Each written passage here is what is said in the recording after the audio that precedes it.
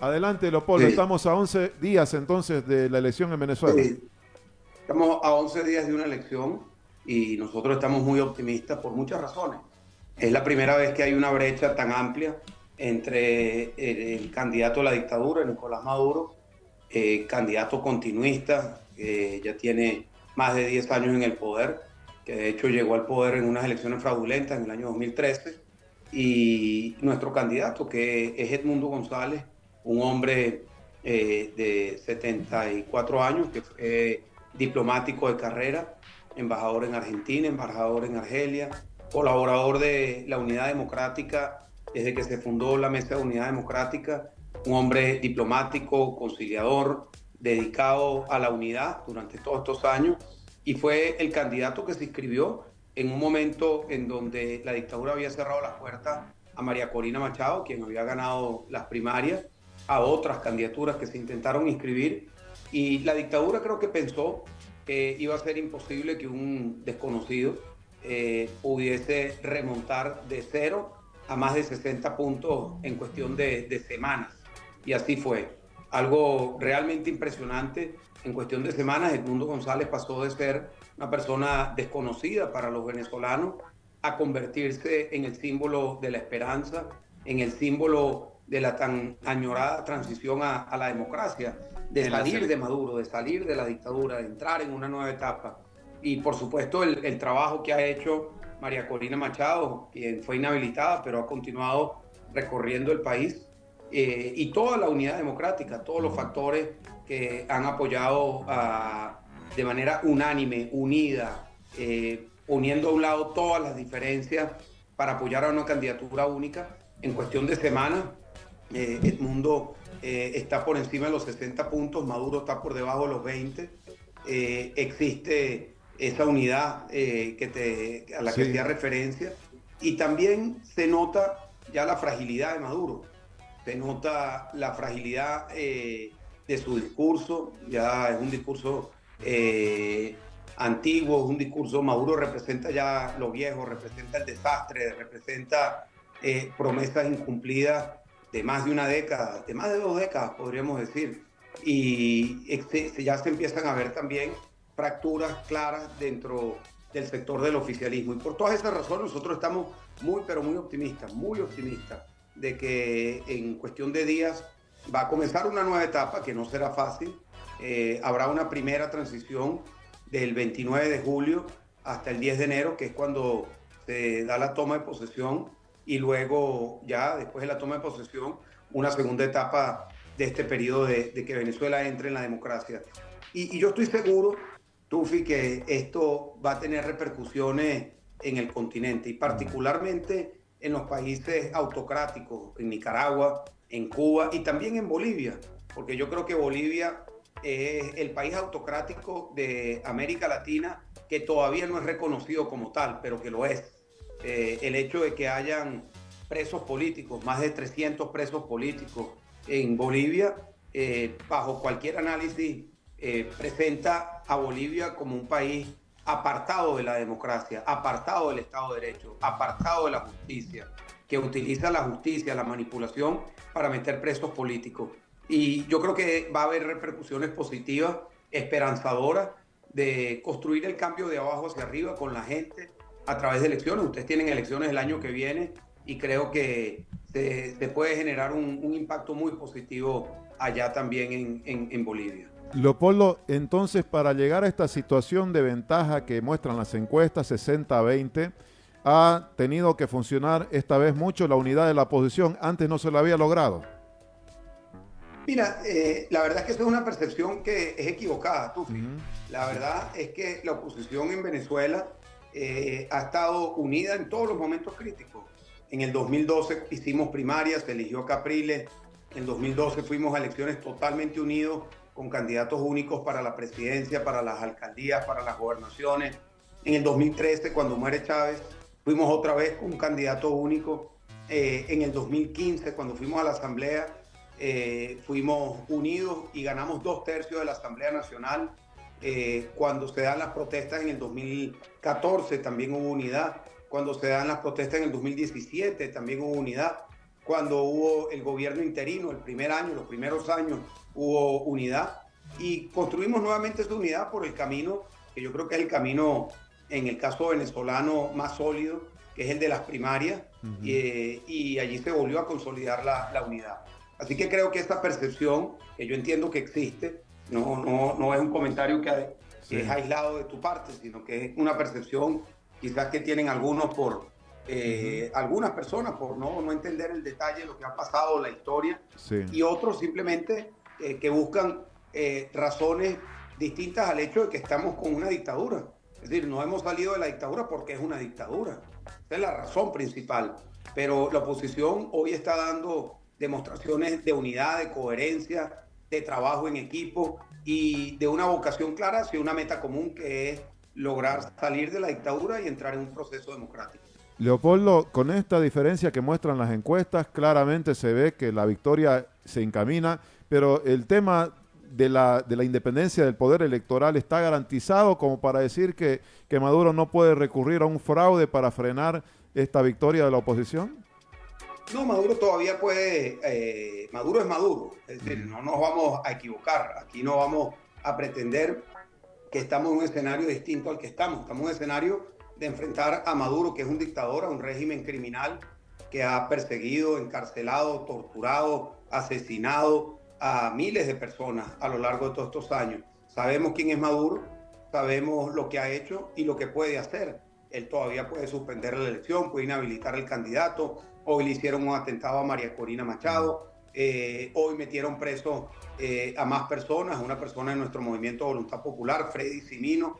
Ayer metieron presos a otras personas.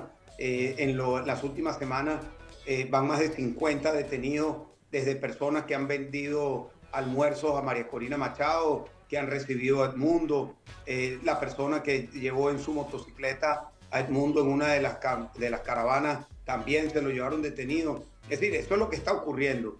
Sin embargo, cada día que pasa, y ya estamos apenas a poco más de 10 días, se hace mucho más difícil esconder lo obvio, lo que está a la vista, lo que todos los venezolanos saben, comentan, sienten, es que hay una inmensa mayoría que va a votar a favor de Edmundo González. Maduro puede puede hacer un fraude, puede decir que sacó 400 millones de votos, como lo hizo con el referéndum recientemente que hizo para el Esequibo, que fue un total fracaso.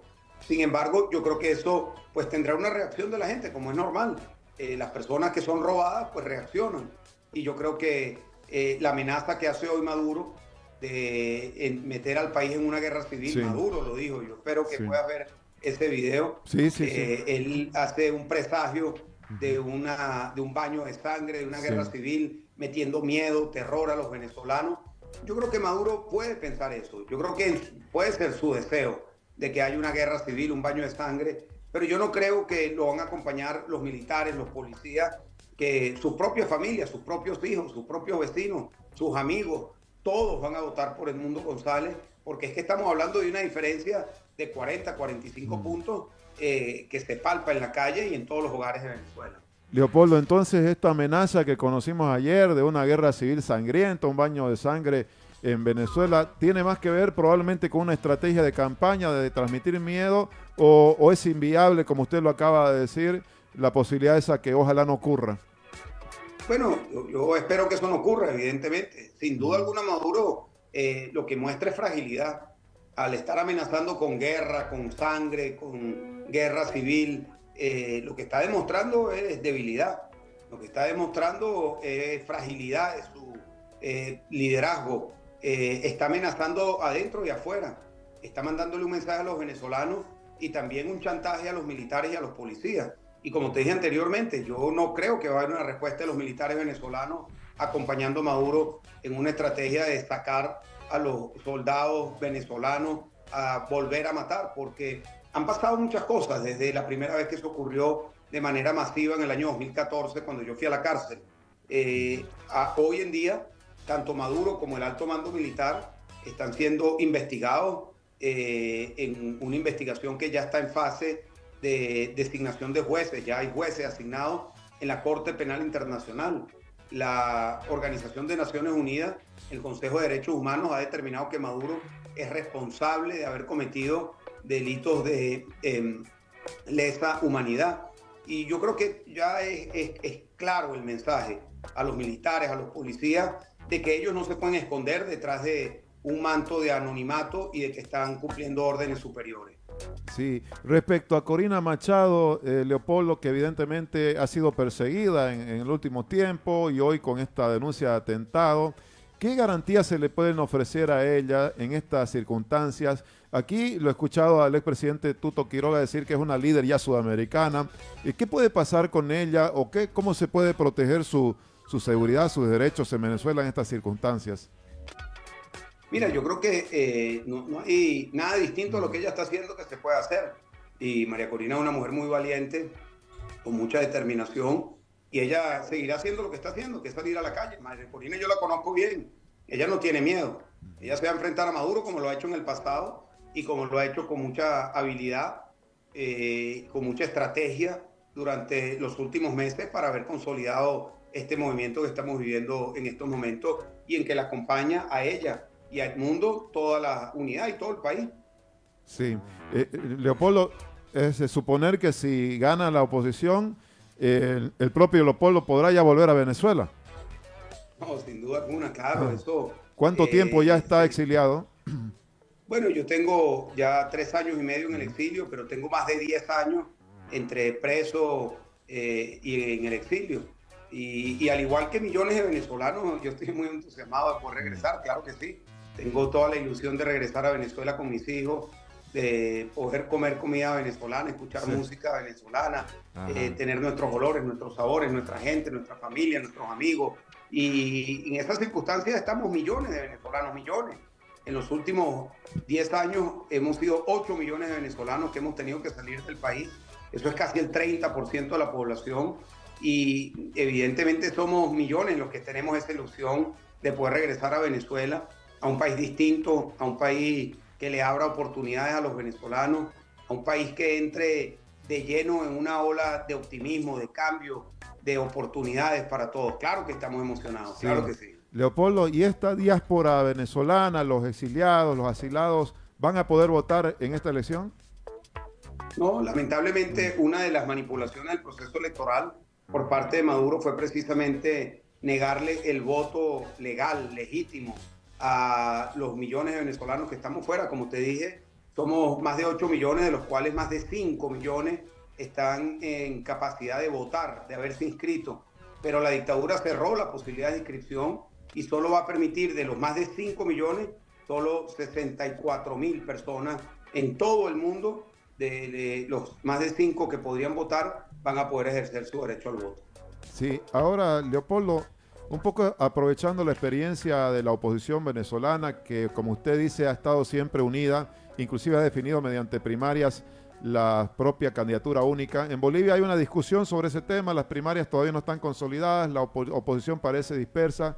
¿Cómo lo ve esto? Seguramente usted ha seguido la situación y ¿qué puede aconsejar?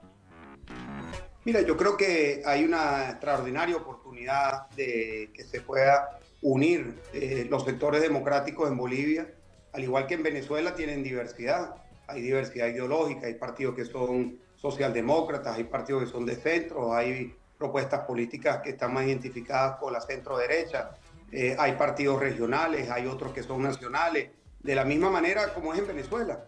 Y yo creo que hay que poner a un lado las diferencias y poner como prioridad el proyecto común. Yo creo que es muy claro que el proyecto común para los demócratas en Bolivia es el mismo que tenemos los venezolanos, que es salir de lo que han sido estos años de polarización que ha impuesto el MAS, de corrupción que ha impuesto el MAS, de vinculación con grupos irregulares, con el narcotráfico, con crimen organizado, con potencias autocráticas como Rusia, Irán, China. Es la misma receta que hay en Venezuela y yo creo que es importante que todos los factores, todos los líderes puedan hacer su mayor esfuerzo para construir una ruta común y una ruta común en donde quepan todos. Habrá un candidato, pero hay espacio para todo el mundo y hay posibilidades de que todos puedan estar mejor y particularmente si se piensa en la gente, si se logra una candidatura única. Ustedes tienen elecciones el año que viene y yo creo y espero que el camino a recorrer sea el camino de consolidar una unidad, y espero que el caso de Venezuela, después de lo que vamos a vivir en las próximas semanas y meses, sea un referente de lo importante que es poner las diferencias a un lado, poner una estrategia en el centro de la convocatoria, todos los factores, ejecutar esa estrategia con disciplina y lograr una transición. Ustedes en Bolivia han tenido experiencia de haber estado en momentos de cambio y por distintas razones, decisiones, eso se revirtió, y yo creo que es positivo que se aprenda del pasado sin una libreta de facturas. Yo creo que más bien hay que aprender de lo que ocurrió, hay que aprender de cuáles fueron los errores, como lo hemos hecho nosotros, y buscar mirar siempre hacia el futuro.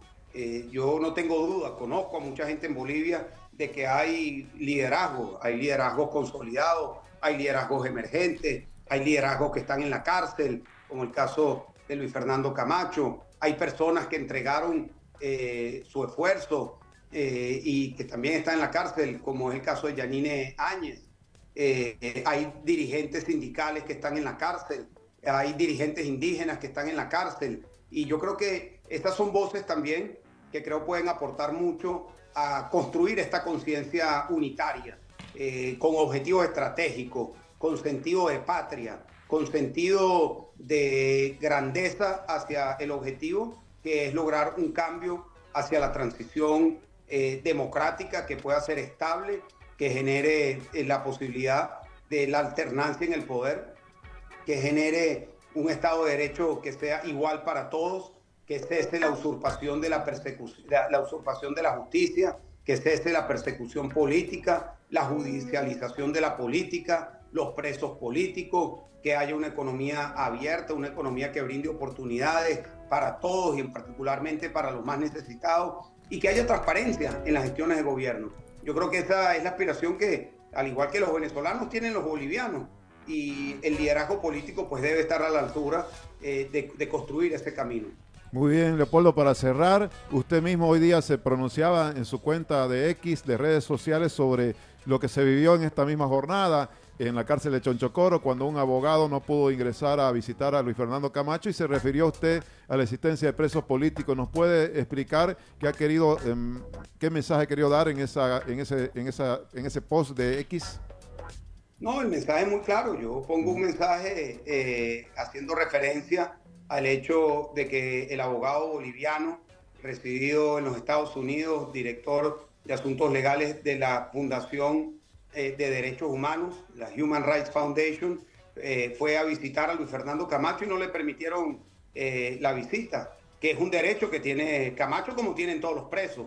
Y eso pues es una demostración de la politización, la judicialización de la política, de la manipulación de los jueces, de las cárceles, y por supuesto que denunciamos no solamente el hecho de la situación que está viviendo Luis Fernando Camacho, un gran líder de Santa Cruz que lideró las protestas valientemente en contra de la autocracia de Luis Arce, sino también de todos los otros presos políticos. Hay cientos de presos políticos en Bolivia. Por eso yo creo que es muy importante que se entienda bien que lo que ocurre en Bolivia es parte del mismo libreto de Venezuela, de Cuba y de Nicaragua. Yo creo que Bolivia es parte de los países autocráticos de la región. Hay quienes no lo ubican todavía. A nosotros nos pasó eso. Pasaron 14 años desde que llegó Chávez al poder hasta que hubo claridad entre los venezolanos y los que analizaban el tema de Venezuela desde afuera, de que efectivamente estábamos viviendo una dictadura. Eso ocurrió en el año 2014, cuando convocamos las protestas y Maduro salió a reprimir, a torturar, a perseguir, a asesinar, a matar. Y yo creo que donde haya un preso político no se puede hablar de democracia. Y ese es el caso de Bolivia. Y por eso creo que es más urgente el trabajo articulado entre todos para poder lograr esa unidad estratégica, unidad patriótica, unidad por definición dentro de la diversidad, dentro de las diferencias, pero que con respeto, con estrategia, con una ruta común, estoy seguro que es mucho lo que se va a poder lograr, porque yo no dudo del deseo de cambio que tiene la inmensa mayoría del pueblo boliviano.